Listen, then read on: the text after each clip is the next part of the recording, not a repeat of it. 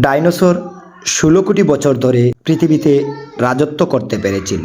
বিপর্যয় না হলে এখনো হয়তো পৃথিবীর রাজত্ব ডাইনোসরদের হাতেই থাকত।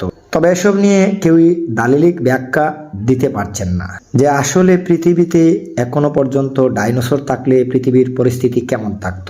১৬৭৭ সালে ব্রিটিশ জীববিজ্ঞানী রবার্ট প্লট প্রথমবার ডাইনোসরের হাড়ের সন্ধান পান। অবশ্য সে সময় প্রাণীটি সম্পর্কে কারো কোনো ধারণা ছিল না।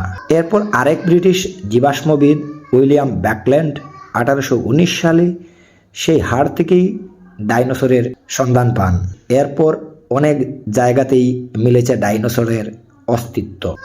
কয়েক বছর আগে চীনের জিয়ানজি প্রদেশের গুয়ানজু অঞ্চলের ডাইনোসরের প্রায় ৩০টি ডিমের জীবাশ্ম পাওয়া যায়। পরীক্ষার পর গবেষকরা জানান এগুলো ডাইনোসরের ডিমের জীবাশ্ম বলেই মনে হচ্ছে।